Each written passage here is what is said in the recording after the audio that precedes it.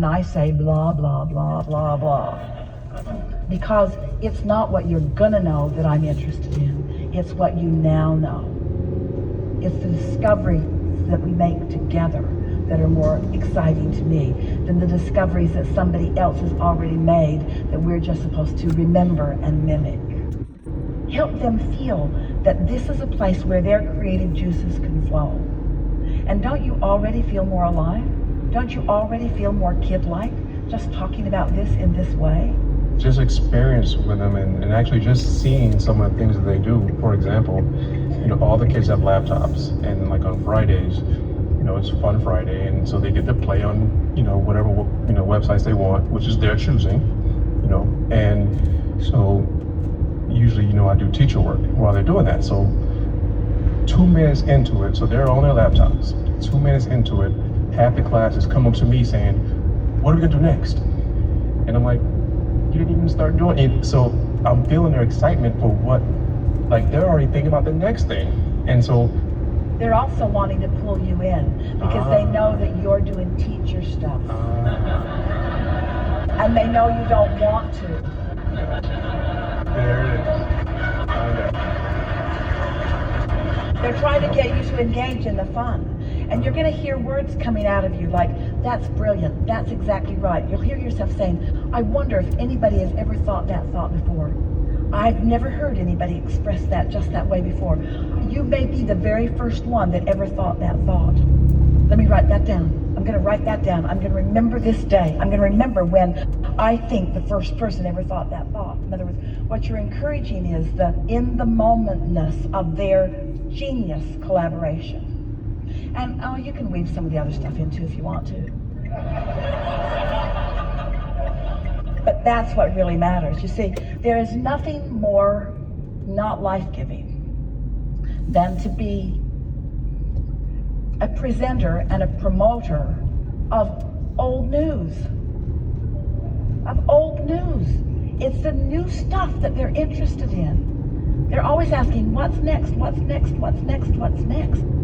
So if you can weave the future into everything that you're talking about, they'll engage. And you'll have fun. Yeah. Something more?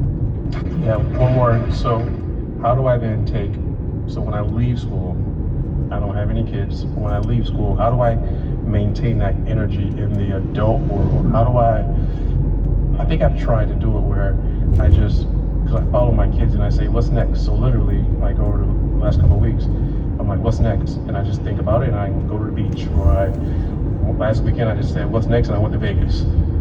Is that kind of that mentality of just do it because I feel it?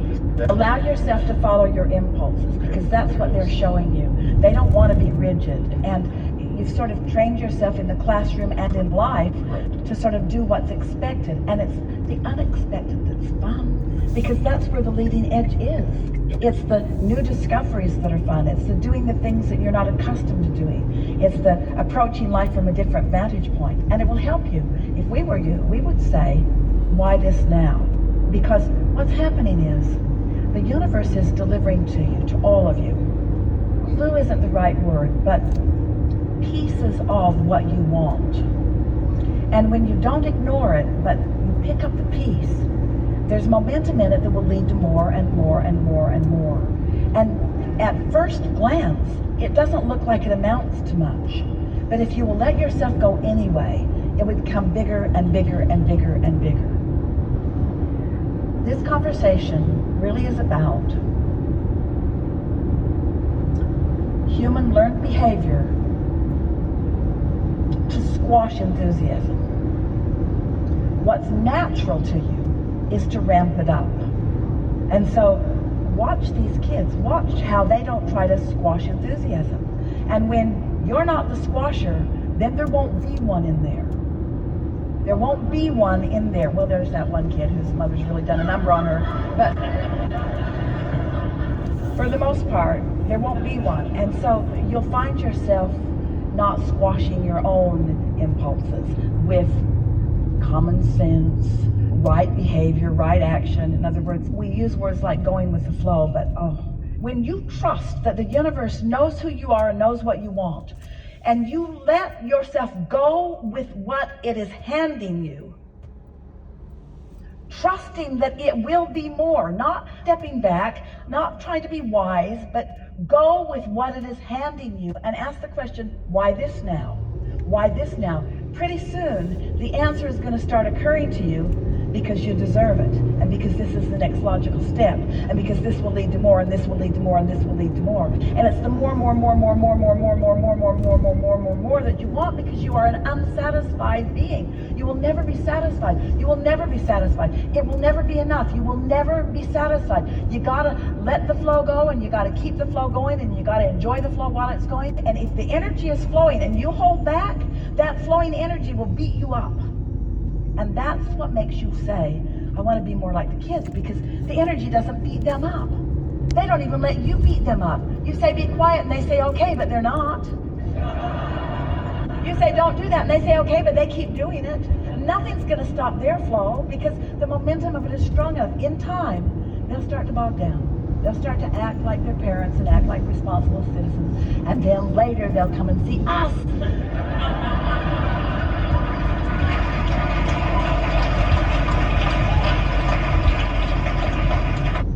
And we'll talk them back into being the joyful kids that they were born to be. Yeah, really good. Really good. I just want to say, wow, it works. What that guy was talking about, when I just relaxed and just let go of it, here I am. You put yourself in the receptive mode. Mm-hmm. How? Let go of what? Let go of the desire? No. Let go of the worry. Let go of trying to make it happen. Let go of efforting. Yeah. The receptivity is part of my question. Is that wanting to be there, and now having this new terminology of receptivity really helps. And so my question is, We thought that receptivity is a really good word when you understand that there's a vibrational reality that you are wanting to realize. So you are the translator of the vibration into the reality. And once you get that, your job is that translation, and that you've got, Esther became receptive to us because she meditated for 9 months, quieted her mind, got rid of all resistance, allowed her vibration to raise, and then there we were. It's the same about everything. Receptivity. Vibrational, be receptive to abundance. When you're receptive to abundance, the idea of abundance sounds good to you, not scary. It sounds simple and like flow, not hard. In other words, just practice yourself into feeling the receptivity of what you want. But you got to feel it before you can receive it. You got to get there before you can translate. We like this conversation. It's the peace that many of you have been looking for. It's a practical, applicable peace. so my question is, when a thought comes in, When I receive a thought, when I am receptive to a thought, does inspiration always come from source? Is it always in the positive aspect? well, when it comes, you can tell by the way it feels, whether it's from source or, because you can be receptive. Law of attraction makes you receptive to anything on that vibe. So you can get worried about something and people start calling you about it. Well, that's what I was wondering. The second, if I'm in this vibration and wanting to be open and receptive so that I receive the inspiration, if a thought comes in that makes me feel knotted up right away, within 17 seconds, if I take my attention off of it, That's why we use the words, prepare your receptivity. Decide what you want to be receptive of, which means care about feeling good, which makes you receptive to thoughts that and allows the momentum to increase about that. So we've teased you. We say you can feel whether it's coming from source or whether it's your mother. Yeah, I guess I really just, in my mind, it feels helpful to know that I can, in a sense, not trust that negative one, because I know source is not thinking the same thing. So if I just can go, you know what, in that 17 seconds, wipe it out, and I won't then start creating a momentum in that direction. Someone asked us the best question ever, because it gave us an opportunity to give our best answer ever. This person said, how do you get rid of fear? Or how do you get rid of doubt? Or how do you get rid of doubt? And we said, horrible answer. We we said you get rid of it before it starts. It's just totally annoying. Because if I've got it, how do I get rid of it? Well, you get rid of it before you got it. But there's such power in that answer, because once you have enough momentum going, because you've been receptive enough that you are translating something into thoughts that feel uncomfortable, there's usually enough momentum going that unless you catch it really early, trying to not think it is just going to cause you to think it all the more. There's a war against poverty, a war against drugs, and a war against crime, and a war against terrorism, and a war against all of those wars are getting bigger and bigger and bigger and bigger, because that's the way law of attraction works. And so it's a better approach to acknowledge that when you sleep at night, momentum stops, and when you wake up in the morning, you can begin it where you want to, and that it's logical that you would begin it in this naturally high, pure, positive vibration. So if we were standing in your physical shoes, we wouldn't work too hard at trying to stop ourselves from, I wasn't going to think about that. What? That thing that I keep thinking about. I'm not going to think about that anymore. What? That thing that I'm not going to think about anymore. Well, what thing? Well, I wasn't going to talk to you about it, but that's that thing that I keep thinking about. Well, I'll tell you a little bit about it. It's that. It's that thing. It's that thing. So you just don't want to think about that thing that you're thinking about. I'm not going to think about that thing that I'm thinking about, but that thing that you're thinking about that you don't want to think about just becomes an obsession after a little while, because law of attraction is a very responsive to vibration mechanism. And so rather than trying not to think about it, which for sure is going to cause you to think about it, you want to start your day with plenty of things that you are thinking about that feel good. You can become someone who just generally finds those good feeling things, but it takes a little practice. And the most important thing is, don't tense up about what you are thinking about. Look for the value in whatever thoughts are coming. Say to yourself things like, well, this must be my point of attraction, and I'm not sure right now whether it's a bad thing or a good thing that I'm receiving about this, but it's no big deal because I've got control over the thoughts that I think, and law of attraction is my friend, and I've got this guidance system, and it's no big deal. And just don't become fitful or too thoughtful about what you're thinking. In the early days, we called this gathering the science of deliberate creation. The science, because it's continuing to evolve, of deliberate, because you're doing it on purpose, creation, because you are the creator of your own reality, and you can't stop no matter what. You just can't stop creating your own reality. But there was something about the science of deliberate creation. We said, you get what you think about whether you want it or not. And people loved that idea and then hated that idea. They got freaky about it. They would say things like, cancel, cancel, cancel. Cancel, try to suck the thought back before law of attraction gets hold of it. And that was when we began talking about the art of allowing, which is the art of receptivity. The art of allowing what? The art of allowing your alignment with who you really are. The art of allowing your connection to who you really are. The art of allowing yourself to be the receiver of the ideas and inspiration and progress and momentum. The art of allowing yourself to see your path and get on. The art of allowing the joy and the fun and the clarity and the worthiness that is really who you are. The art of allowing you to be here in this moment. Most of you are not just you, most humans are not allowing the fullness of who they are. Your animals, those furry little beasts, they are, for the most part. Look at them. They're full of themselves. They're not trying to get your approval, and if they are, that's a really sad thing. They're not trying to get your approval, for the most part. They are extensions of source and following, and you call them instinctual. You say, they have instinct. We say they have receptivity. That's not instinct. That's not some memory bank that they're tapping into. That's not built into their DNA. That didn't come with their genes. They came with big time hiccups. In other words, they don't think like humans. Good for them. They don't micromanage, and they don't overthink things, and they don't struggle with things. They just be. They just be in the most receptive mode that they can be in most of the time. You have the privilege of being around some of them, especially those in the wild. Those are the best. They're not trying to get your approval. Yesterday went up to the top of the tree house, face to face with a fox. She said, hey. The fox said, hey. Esther said, what are you doing up here? The fox said, what are you doing up here? Esther said, I'm going to leave you to your tree house. The fox said, that's just the way I thought it would come down.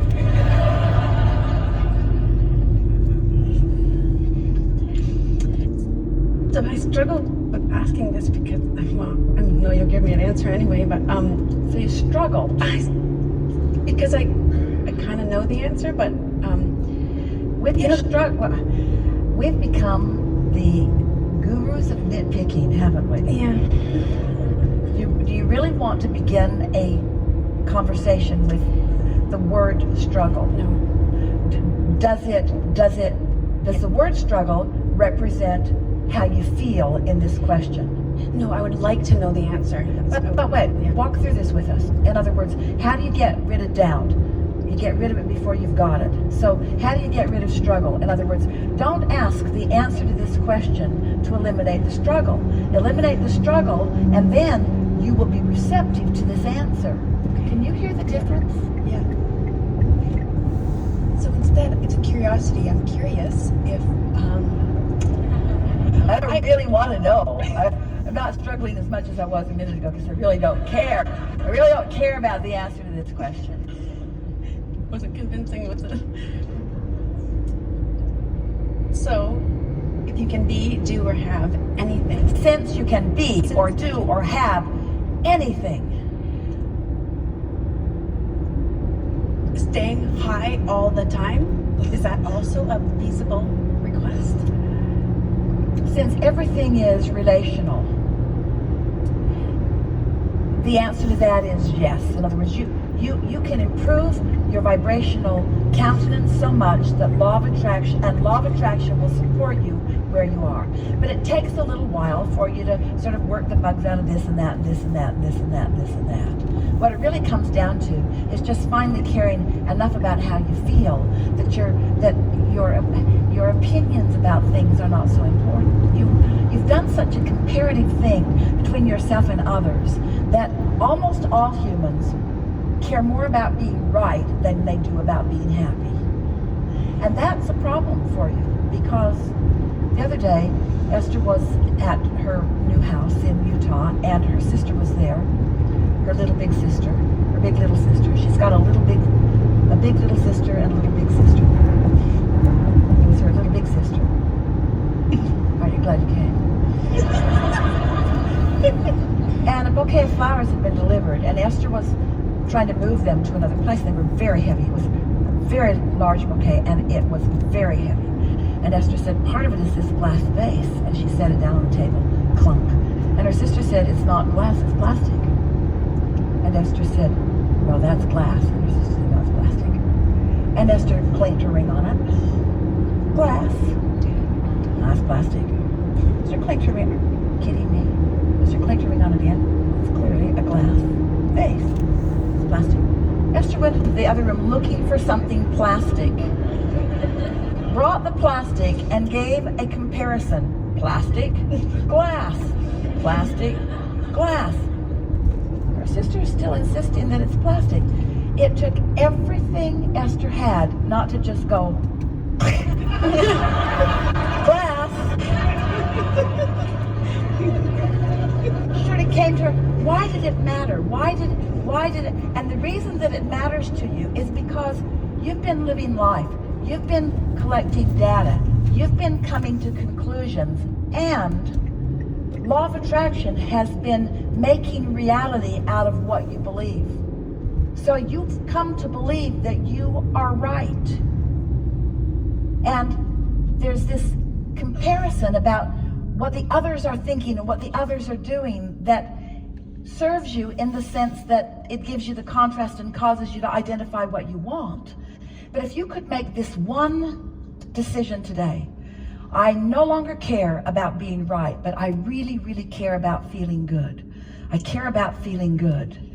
And then you just begin sort of sifting through things one thing at a time, one experience at a time, as you have negative emotion, and then you soften your thought until the negative emotion subsides. You make every situation unconditional because alignment trumps everything.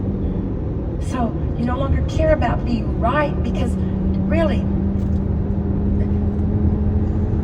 you're not being measured against all of the other righters and wrongers in the world, and then you're being rewarded based upon your degree of rightness. Ooh, where do you get this stuff? You are pure positive energy, focused here and now, allowing a little bit or a lot of all that you are to explore and receive the perfection of this moment, you see. So what were you talking about? I think I got that. And in relation to that, that is a wonderful thing that I've been able to learn more and more through your teachings, letting go of trying to be right. But in one instance where it feels good to be right is when I'm in alignment. My decisions, for me, only me personally, they feel so right and so clear. Because what the true definition of rightness is clarity. And what the true definition of clarity is alignment. And what the true definition of alignment is in sync with broader perspective, who knows the big picture, who knows the whole of everything. And you've got that kind of clarity going on. Oh, doesn't that feel wonderful? Absolutely. Ambivalence is so annoying. Clarity feels so good.